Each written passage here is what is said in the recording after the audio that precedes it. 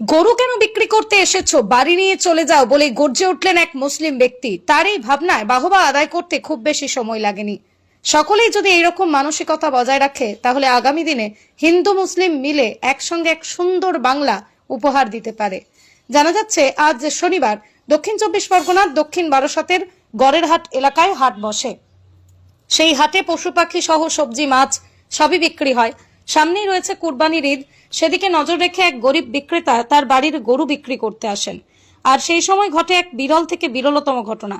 এক মুসলিম ভাই এগিয়ে এসে প্রতিবাদ জানিয়ে বলেন, গরু তোমাদের মা হয়, বিক্রি করতে এসেছো কেন? ফিরিয়ে নিয়ে চলে যাও বাড়ি। সামনেই কুরবানি আছে, আমাদের মুসলিম ভাইয়েরা কিনবে, তারপর ঘটতে পারে অশান্তি। কাজেই বিক্রেতাকে বলেন গরু ফিরিয়ে নিয়ে যেতে।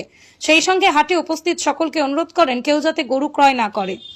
সেই সময় সেই প্রতিবাদী ওখানে দাঁড়িয়ে আরো বলেন, তোমরা বিক্রি করবে আর এখান থেকে কিনে নিয়ে গিয়ে কুরবানি দিলে এখানে আইন শৃঙ্খলার অবনতি হতে পারে। সেই সঙ্গে রাজ্য সরকার যা বার্তা দিয়েছেন সে কথাও মনে করিয়ে দিলেন তিনি।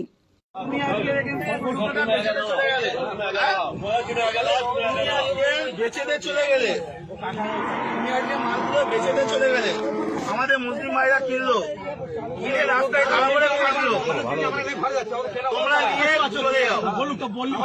তোমরা কেন, তোমাদের তো মাথা তো, তোমরা কেন বিক্রি করতে? তোমাদের মালকে আমরা কিনে ফাঁসবো, তোমরা চলে যাও। ভালো কথাই বলছি, হাট এরকম বন্ধ নাই, তোমরা চলে যাও। কেউ একটা ভালো কথা লোক এনাদের কেউ একটা কিন্তু কোনো কথা বলবে না। উপরে বলুক, উপরে বলতে পারো, করে খাই, আমরাও করে খাই। এখন কথা হচ্ছে ওনাদের মাথা ওনারা বেঁচে দিচ্ছে, আমাদের মুসলিম ভাইরা কিনছে, কিনে ফেসে যাচ্ছে, ওনারা টাকা টেনে বাড়ি চলে যাচ্ছে, আর কিন্তু ওনার সমস্যা নেই।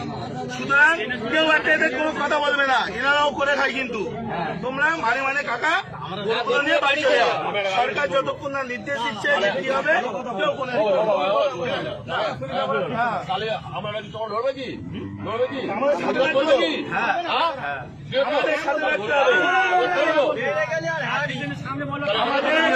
রাখতে হবে।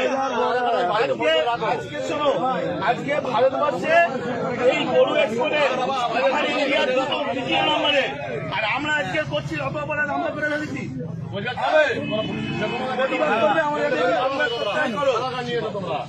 আমাদের সাথে প্রতিবাদ করলে থাকো, না হলে দেখো না।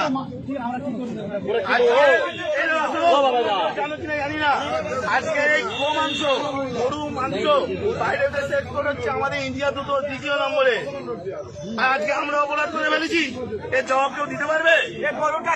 সুতরাং টাকা নাম বলো, সঞ্জয়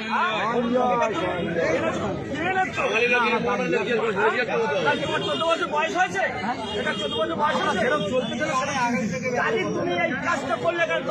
তোমার কাজকে তো ঘটনা হচ্ছে না, আমরা